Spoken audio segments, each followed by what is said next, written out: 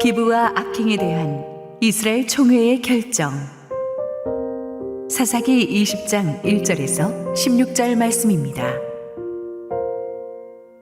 이에 모든 이스라엘 자손이 단에서부터 브엘세바까지와 길르앗 땅에서 나와서 그 회중이 일제히 미스바에서 여호와 앞에 모였으니 온 백성의 어른 곧 이스라엘 모든 지파의 어른들은 하나님 백성의 총회에 섰고 칼을 빼는 보병은 40만 명이었으며 이스라엘 자손이 미스바에 올라간 것을 베냐민 자손이 들었더라.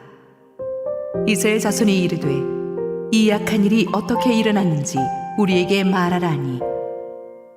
레위 사람 곧 죽임을 당한 여인의 남편이 대답하여 이르되 내가 내 첩과 더불어 베냐민에 속한 기브아에 유숙하러 갔더니 기브아 사람들이 나를 치러 일어나서 밤에 내가 묵고 있던 집을 에워싸고 나를 죽이려 하고 내 첩을 욕보여 그를 죽게 한지라.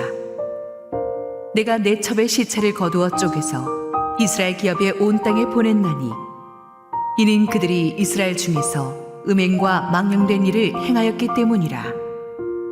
이스라엘 자손들아 너희가 다 여기 있은즉 너희의 의견과 방책을 낼지니라 하니라.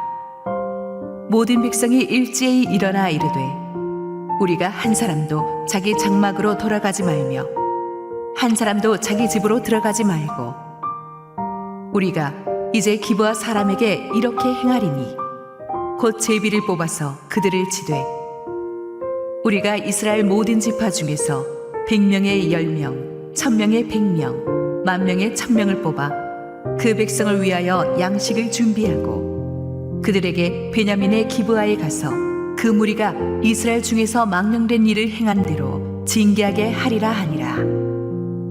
이와 같이 이스라엘 모든 사람이 하나같이 합심하여 그 성읍을 치려고 모였더라.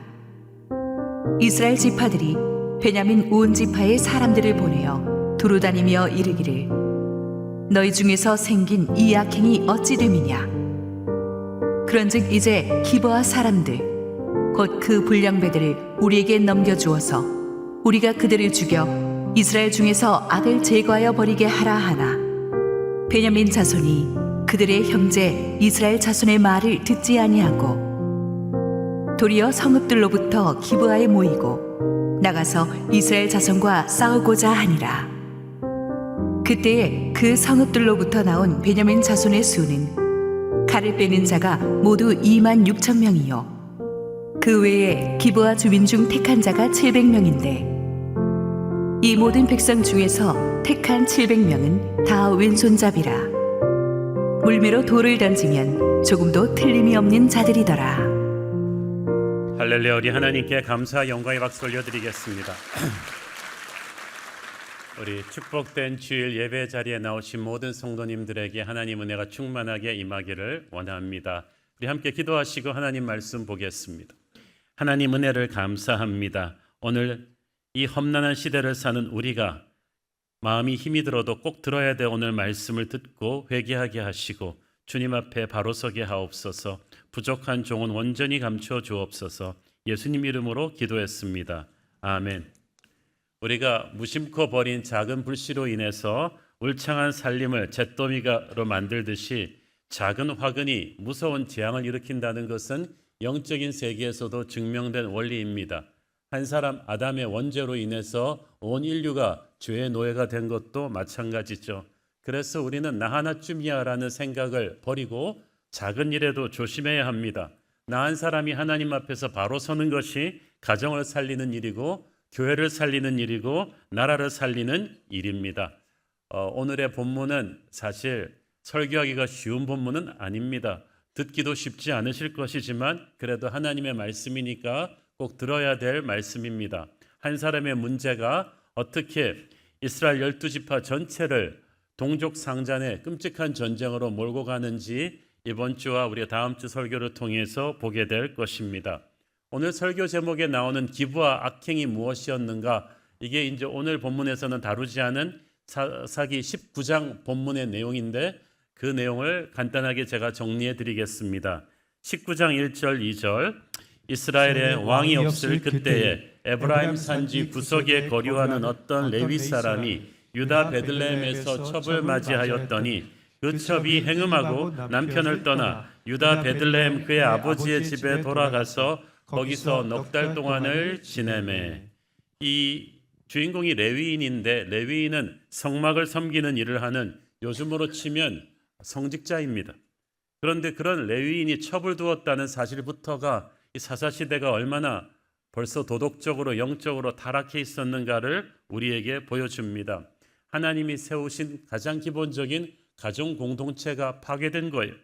그것도 이방인들이 아니라 하나님을 믿는 이스라엘 백성, 그 중에서도 성직자 레위인이 그랬으니까 참 기가 찰 일이죠. 그런데 문제는 그 정도가 아니라 레위인의 그 첩이 남편 몰래 불륜을 저질렀습니다. 그리고 베들레헴에 있는 친정으로 도망가 버렸어요. 이스라엘의 율법은 이 불륜을, 간음죄를 저지르는 것을 굉장히 엄하게 벌였는데 그녀는 죄를 짓고도 버젓이 친정으로 도망갔고 그녀의 친정 아버지도 이 문제를 아무런 조치를 취하지 않고 그냥 데리고 있었어요. 희한한 것은 남편이 레위인도 이 사실을 알고 넉 달 동안이나 첩을 데리러 가지 않다가 아마 마음속에 배신당한 분노로 사귀었을 수도 있고 아니면은 성직자 레위인으로서 자기 체면 때문에 이 문제를 조용히 해결하고 싶었을 수도 있겠습니다. 어쨌든 넉 달 후에 처가댁으로 가서 이 첩을 데려오게 되었어요. 가서 감정을 꾹 누르고 그래도 부드러운 말로 이 첩을 데려오고자 했습니다. 그랬더니 장인이 굉장히 고마웠나 봐요. 그래서 이 사위를 잘 대접합니다. 하지만 친정 아버지도 그렇고 남편 레위인도 이런 식으로 일을 대충 처리하면 안 되었죠. 용서할 때 용서하더라도 먼저 첩의 간음죄에 대해서 분명하게 징계하고 그녀가 하나님 앞에서 진정으로 회개하게끔 인도했어야 했는데 그런 정확한 영적 회복의 과정 없이 이렇게 어정쩡한 화해를 하니까 나중에 문제가 됩니다. 이 장인이 그래도 자기 딸을 데리러 와준 사위가 고마워가지고 사흘 동안 극진히 대접하고 나흘째 날도 가겠다는 거 더 있으라 그랬다가 다섯째 날도 오후까지 붙들고 있다가 보내줬어요. 이게 이제 모든 재앙의 단초가 될 줄 누가 알았겠습니까? 처갓집에서 늦게 출발했더니 길 떠난 지 얼마 안 돼서 해가 어둑어둑해지기 시작했습니다. 그 당시는 뭐 길가에 조명이 없으니까 해 떨어지면 빨리 유숙할 곳을 찾아가야만 했어요. 왜냐하면 사사시대가 강도들이 사방에 들끓어서 굉장히 위험했습니다. 낮에도 그래서 먼 길 갈 때는 여러 사람이 그룹핑을 해서 가야 되는 그런 위험한 시대이기 때문에 밤에 해 떨어질 때는 반드시 더 가는 걸 멈춰야만 했어요. 근데 문제는 어디 마땅히 유숙할 데가 없는 거예요. 레위인의 종이 건의하기를 지척에 예루살렘이 있으니까 거기 가서 묵읍시다. 그랬더니 레위인은 거절했어요. 예루살렘은 그 당시 여부수 족속이라고 이방인 족속이 점령하고 있던 땅이었거든요. 야, 내가 거룩한 하나님의 백성 레위인인데 어떻게 이방인의 땅에 가냐? 거기는 위험할 것이다. 그러지 말고 한 몇 킬로 더 가면 요 옆에 기브아 이스라엘의 베냐민 지파 땅이 있으니까 거기가 더 안전하지 않겠느냐라고 레위인이 아이디어를 냈는데 이것이 화를 자초했습니다. 같은 하나님의 백성 형제라고 믿었던 베냐민 지파의 땅 기브아가 훨씬 더 위험했던 거예요. 딱 기브아 땅에 도착해 보니까 그 마을에 들어선 이 레위인 일행에게 아무도 집을 열어서 영접하지 않았습니다. 이것은 그 당시 상황에서는 좀 예외적인 일이었던 것이 중동에서는 어떤 손님이든지 마을에 들어오면 불문곡직하고 그래도 친절하게 대접하는 게 관습이었어요. 특히 하나님께서는 약속의 땅에 들어오기 전에 이스라엘 백성들한테는 그걸 당부하셨어요. 너희도 나그네 생활을 했으니까 너희도 약속의 땅에 들어가면 나그네들을 극진하게 대접해야 된다. 그래서 그 말씀이 살아있을 때는 나그네 대접하는 것이 관례였는데 기브아 땅은 그런 게 없는 거죠. 공경에 처한 이웃을 돌보지 않는 아주 인정이 메마른 이기적인 사회였다는 뜻입니다. 하나님의 백성이 하나님의 사랑을 잃어버린 증거 중에 하나는 이웃에 대한 사랑이 식어버리는 거예요. 예수님께서 왜 선한 사마리아인 비유를 들으셨겠어요? 그 선한 사마리아인 비유에서 이웃을 모른 척하고 지나가는 것도 레위인 제사장이었어요. 우리가 영성이 메마르게 되면 이웃을 향해서 차갑게 마음을 닫게 돼 있어요. 그래서 기브아 마을도 그랬던 거예요.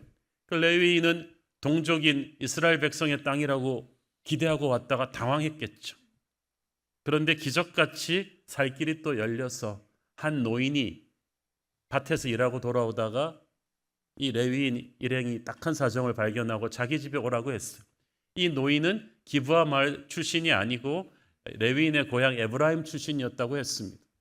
동병상련의 심정으로 그래도 레위인에게 잠자리를 제공해 주었는데 안심하기에는 아직 일렀습니다.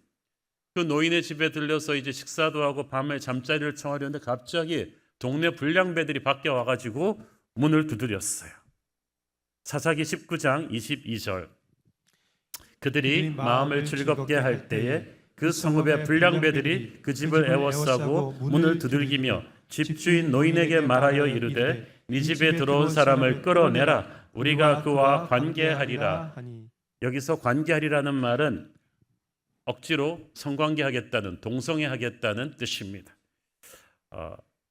낯선 나그네와 노골적으로 동성애하겠다고 무리치는 그들의 태도에서 이미 이 사회는 최소한의 성도덕 기준마저 무너져 내려 있다는 것을 알 수가 있습니다. 한밤중에 이 난리를 치는데도 어떤 경찰 병력도 나와서 말리지 않았다는 것은 정말 무법 상태였다는 얘기죠. 저는 이들이 제정신으로 이런 횡포를 부렸다고 생각되지 않습니다. 학자들은 이들 불량배들이 대부분 10대, 20대 젊은이들이었을 것이며 아마 술에 잔뜩 취했거나 마약 같은 데 취해서 이성을 잃고 있었을 것이라고 추정합니다. 고대 사회에도 마약이 있었어요. 아편이나 대마, 환각성 식물 같은 것들을 흡입하는 경우가 고대 사회에도 굉장히 많았다고 합니다. 근데 이 상황이 어떤 상황과 비슷하냐 하면 그 옛날 천사들이 소돔 고모라에 갔을 때 일어났던 상황과 비슷합니다. 그때도 사람의 모습을 하고 온 천사들이 롯의 집에 들었을 때 소돔 고모라 사람들이 몰려와서 이 동성애 하겠다고 막 소리 질렀죠. 그런데 그건 소돔 고모라잖아요. 하나님을 모르는 이방인들의 도시였고 지금은 이게 이스라엘 지파, 베냐민 지파의 땅이에요.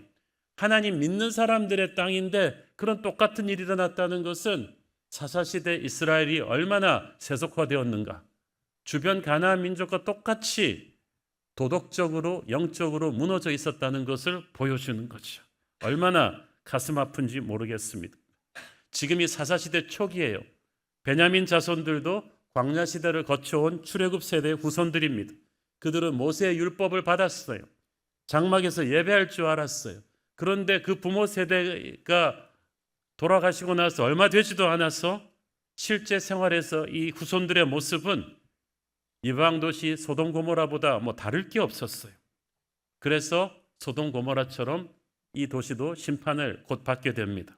지금도 보면 교회 다닌다고 하면서도 실제로 사는 것은 하나님 안 믿는 세상 사람들과 다를 바 없는 그런 이중적인 크리스찬들이 한국교회에 많습니다. 세상을 보면서 우리가 혀를 차는 죄악이 교회 안에 있어요.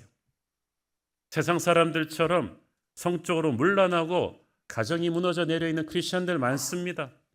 돈 욕심에 눈이 어두워서 서로 싸우고 미워하고 우리의 10대, 20대 자녀들이 술과 마약에 탐닉하고 있는 경우도 많고 보복하기를 잘하고 마음의 원통함을 풀지 않는 일들이 교회 안에도 비일비재하게 일어나고 있어요.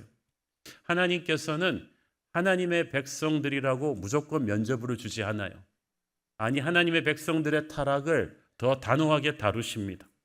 하나님께서는 못난 그릇도 작은 그릇도 볼품없는 그릇도 사용하실 수 있지만 더러워진 그릇은 사용하실 수가 없어요. 반드시 그걸 씻으십니다. 그래서 베드로전서 4장에 보면 하나님의 심판은 먼저 하나님의 집에서부터 시작한다고 했어요. 교회는 위대한 비전을 말하기 전에 먼저 거룩한 공동체가 돼야만 합니다. 어둠의 편이 되어버린 빛은 더 이상 어둠을 밝힐 수가 없기 때문이에요.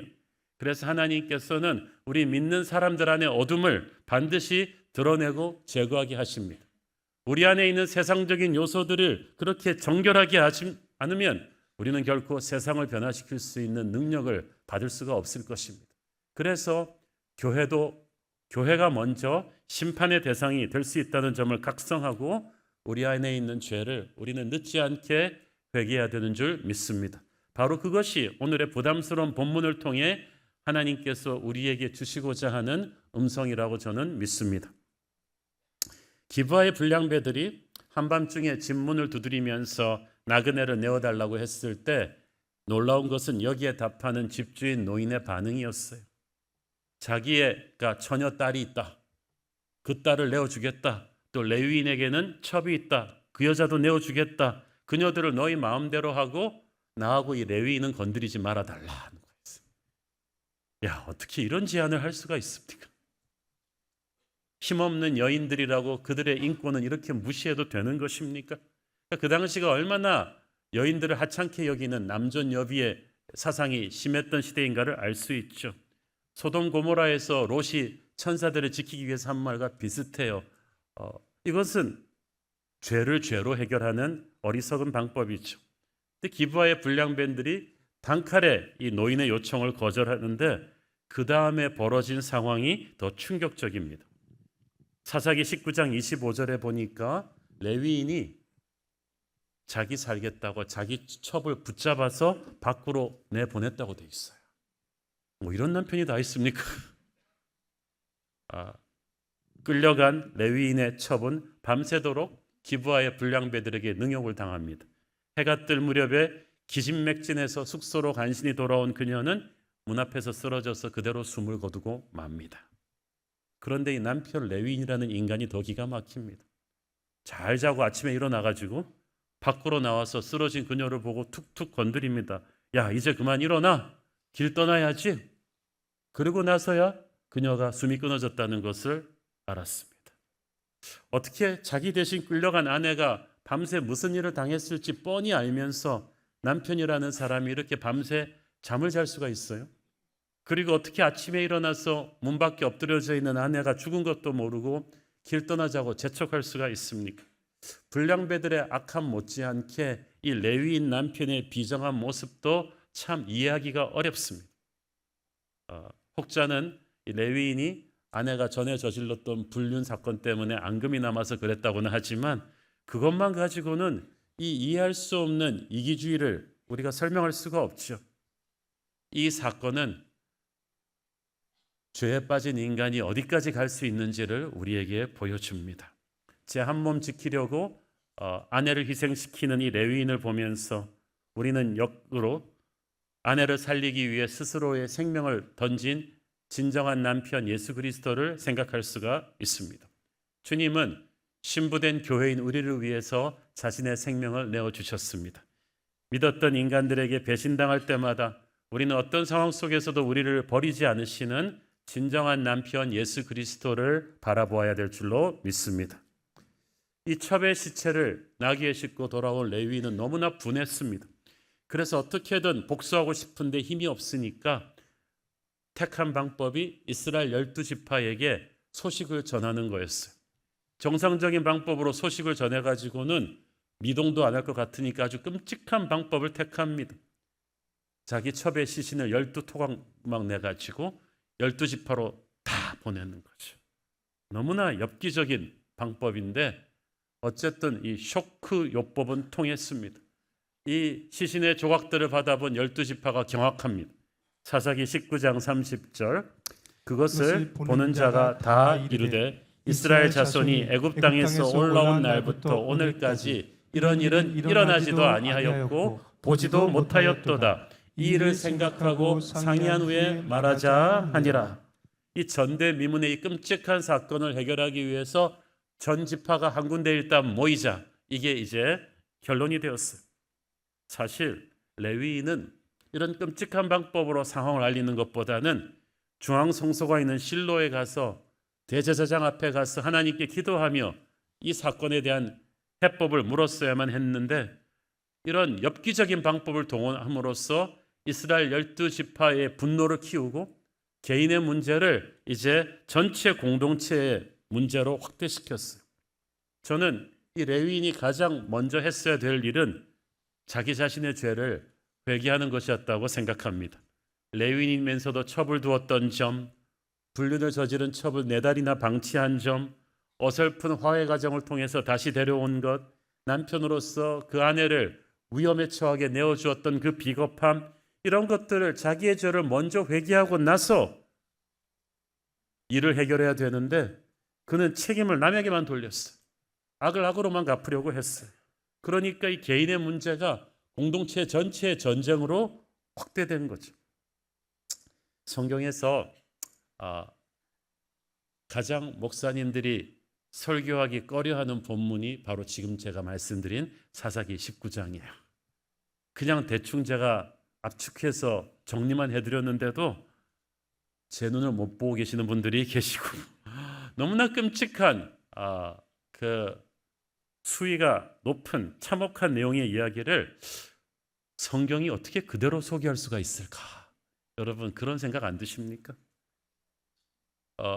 이런 거 전도할 때 너무 민망하다.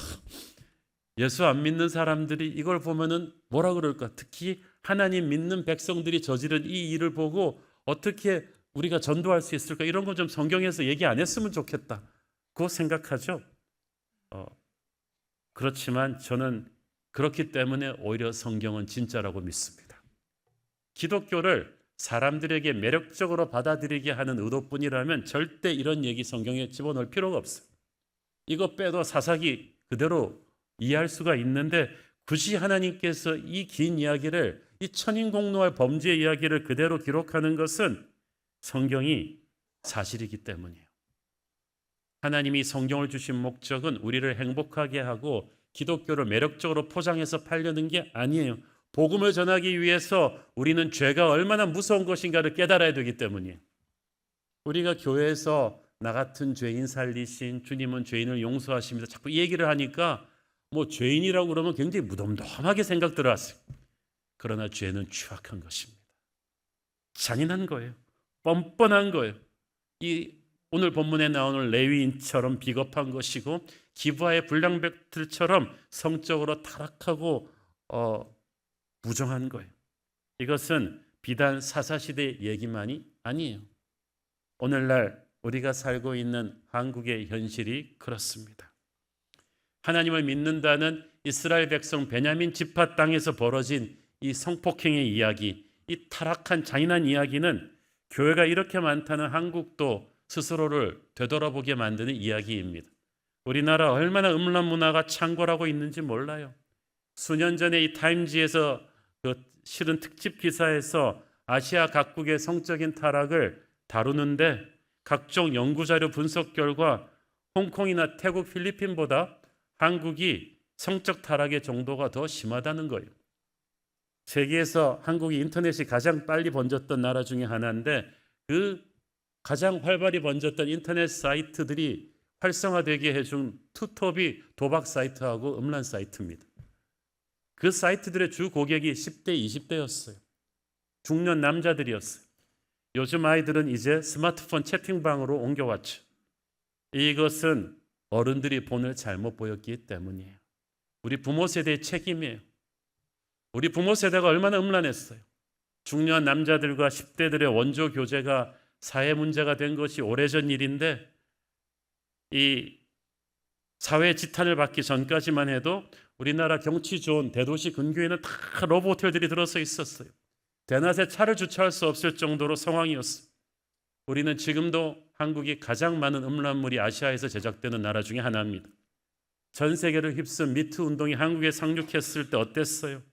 이 성적 문란함이 정치인들도 보수, 진보 구별이 없었어요. 직업도 상관이 없어요.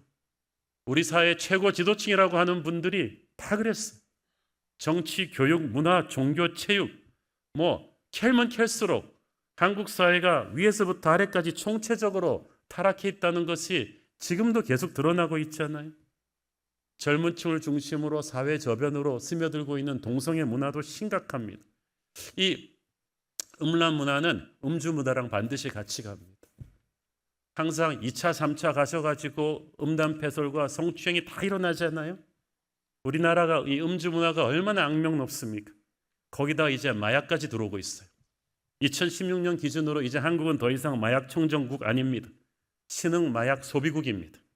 청소년 젊은이들이 텔레그램과 해외 직구 등을 통해서 마약성 의약품과 필로핀 등을 얼마나 손쉽게 구할 수 있는지 모르고 이 병원 의약품들을 AI한테 물어보면 어떻게 조합해서 마약성 성분을 만들 수 있는지도 알고 있어요.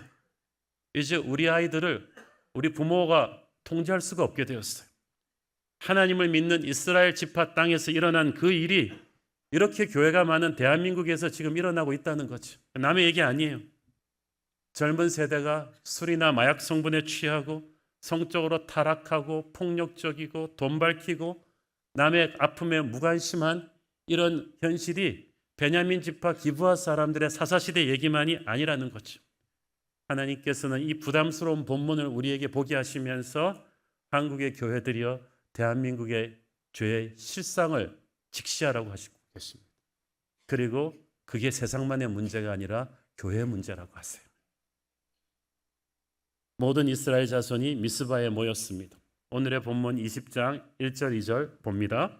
이에 모든 이스라엘 자손이 단에서부터 브엘세바까지 길르앗 땅에서 나와서 그 회중이 일제히 미스바에서 여호와 앞에 모였으니 온 백성의 어른 곧 이스라엘 모든 지파의 어른들은 하나님 백성의 총회에 섰고 칼을 빼는 보병은 40만 명이었으며 단에서 브엘세바까지 우리로 치면 백두에서 할라까지 전국에서 이스라엘 12지파가 여호수아 죽고 나서 처음으로 다 모인 거예요.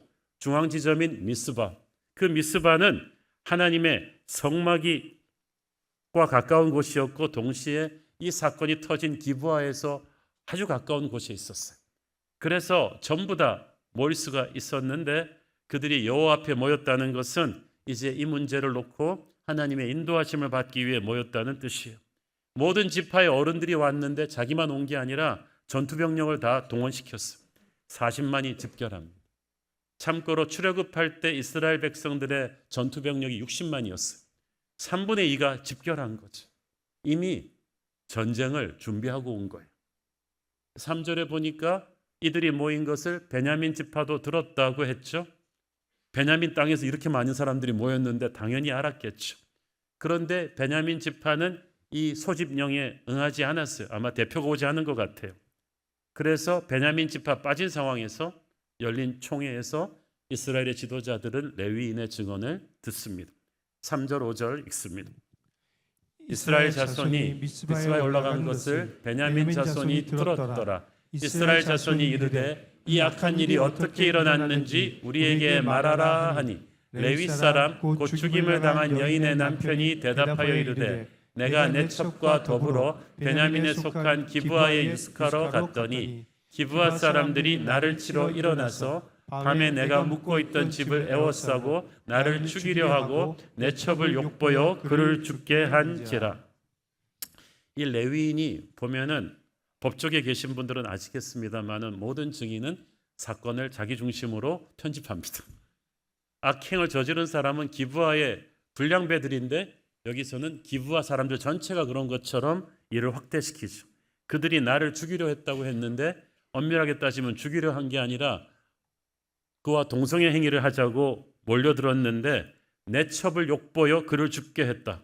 레위인을 죽이겠다고 몰려든 그들이 어떻게 레위인의 첩을 욕보이게 되었는지 설명이 없어요. 그러니까 이스라엘 총회가 조금만 더 분별력이 있었더라면 이 레위인이 좀 문제 있는 사람이었다는 걸 알았을 것입니다. 성직자인 레위인이 어떻게 첩을 두었지?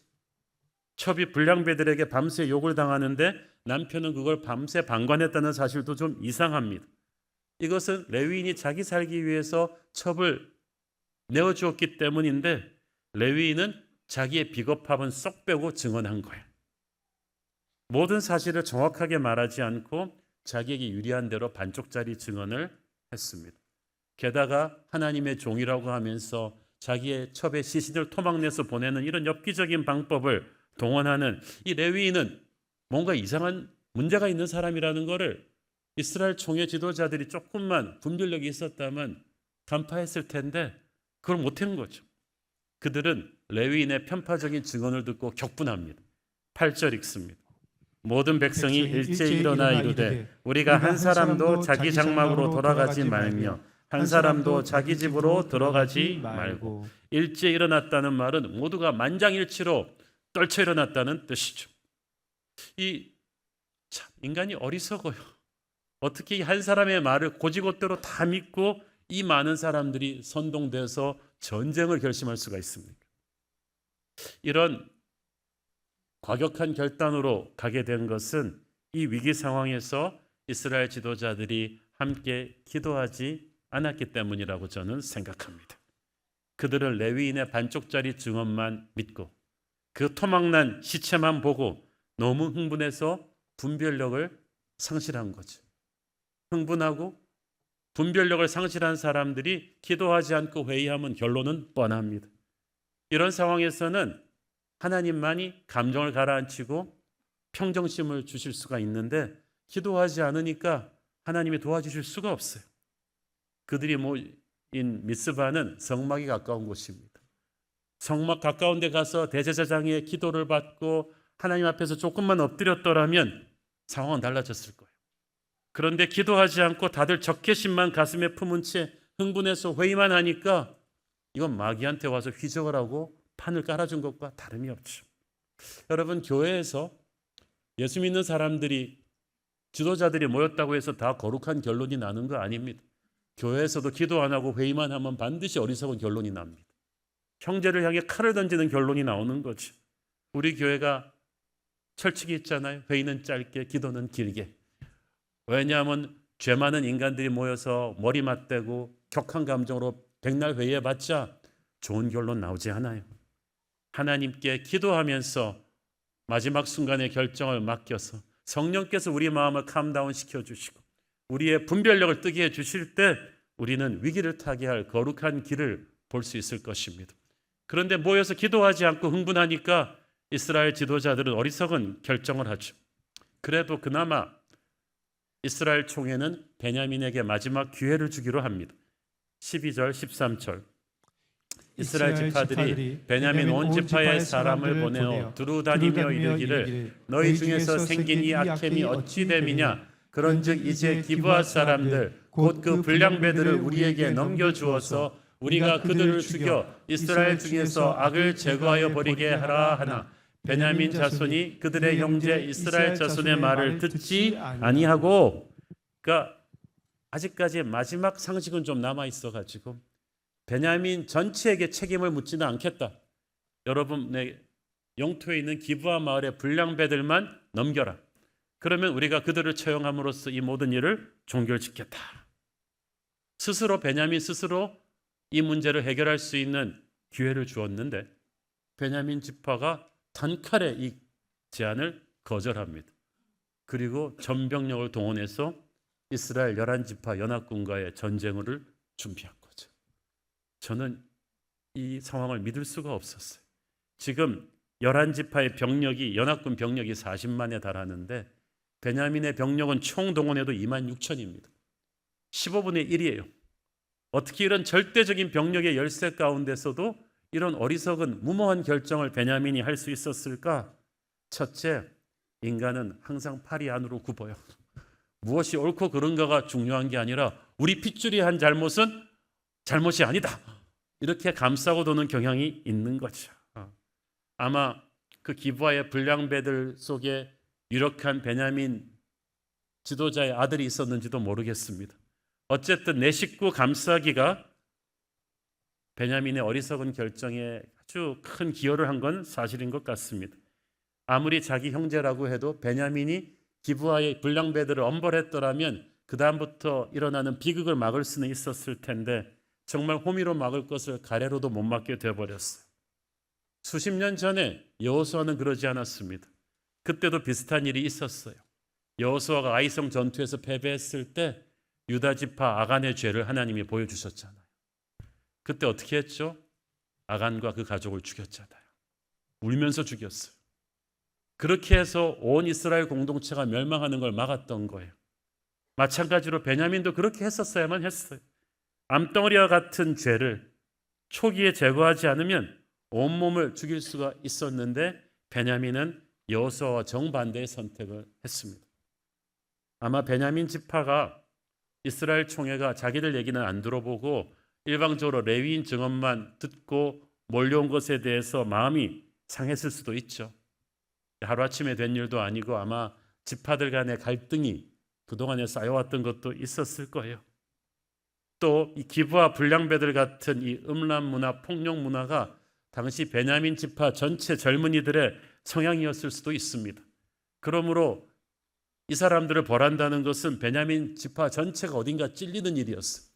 그래서 회개하기보다는 오히려 화를 내면서 반격하고 나왔을 것입니다. 마지막으로 베냐민은 작은 숫자지만 아주 병력이 정예화되어 있었어요. 특히 16절에 나오는 돌팔매 부대, 700명이나 되는 돌팔매 부대는 우리가 생각하는 애들 장난하는 돌 던지기가 아닙니다. 무예의 고수들이 이 슬링샷으로 던지는데 이 날카로운 돌을 그대로 맞으면 곰도 늑대도 즉사하는 무시무시한 무술의 고수들이었어요. 이 베냐민 땅으로 올라가려면 이 기브아가 한 800m 높은 곳에 있거든요. 그 요소에 매복하고 있다가 이 돌팔매 부대가 던지면은 아무리 대부대가라고 해도 한 번에 한 소대 정도밖에 못 올려보내는 가파른 베냐민의 지형을 이용해서 그들은 자신이 있었던 거예요. 그래서 이 무모한 전쟁을 결심했고 이제 다음 주에 다루게 되지만 베냐민과 이스라엘 11지파 연합군 간에 수만 명이 죽는 끔찍한 동족 상잔의 전쟁이 벌어집니다. 오늘의 이 본문을 보면서 우리는 이 사사시대 초기가 회개할 줄 몰랐던 시대였다. 그러나 반드시 회개가 필요한 시대였다는 것을 알 수가 있습니다. 그것은 우리 시대도 마찬가지죠. 죄는 더 큰 죄를 부릅니다. 레위인은 비겁했고 정직하지 못했습니다. 이스라엘 지파들은 분별력이 없었고 베냐민 자손은 죄를 짓고도 강팍했고 교만했어요. 그 모든 죄들이 합치고 엉겨져 가지고 이제 끔찍한 전쟁으로까지 폭발하는 것입니다. 그 당시 이스라엘에는 진정한 회개가 없었다는 것이 비극입니다. 여러분, 세상과 교회의 차이는 반드시 세상보다 교회가 완벽해서가 아닙니다. 교회에서 문제가 덜해서가 아니에요. 차이는 둘 다 잘못한다 할지라도 교회는 회개해야 할 수 있는 자정 능력이 있어서 교회인 거죠. 세상은 회개할 줄을 몰라요. 세상 사람들은 나 잘못했다 이건 거를 치욕으로 생각해요. 그래서 세상 사람들은 항상 너 때문에 망했다. 네가 죽어야지 되는 거다. 세상은 끊임없이 서로에게 손가락질합니다. 서로를 개혁하겠다고 합니다. 그래서 세상의 역사는 전쟁의 역사가 될 수밖에 없는 거예요. 교회는 왜 똑같은 죄인들이 모였는데 다르냐? 교회는 서로에게 돌 던지기 전에 회개할 수 있는 능력이 있기 때문이에요. 교회가 세상과 다른 것은 형제를 개혁하겠다고 나서기 전에 자기 자신부터 개혁하겠다는 회개, 겸손이 있기 때문에 교회인 거예요. 자기의 죄를 먼저 통해 자복하지 않는 한 우리는 결코 세상을 변화시킬 수 없어요. 자신이 비겁해서 자기 대신 죽은 첩의 시체를 12지파로 토막내서 보낸 레위인에게는 자기 자신의 죄에 대한 부끄러움과 반성이 1도 없습니다. 베냐민 지파도 자기 식구 감싸기 전에 그런 끔찍한 악행이 자기 안에 일어났다는 것에 대해서 회개가 있어야 될 거 아니겠어요? 이스라엘 11지파도 마찬가지인데 아무도 회개는 없어요. 서로한테 책임을 전가하는 분노의 손가락질만이 가득합니다. 이러니까 하나님을 믿는 사람들이 이러니까 하나님을 믿는 사람들이 세상 사람들과 똑같이 위기 상황에서 기도하지 않고 감정적으로 서로와 부딪히니까 마귀에게 틈을 줄 수밖에 없죠.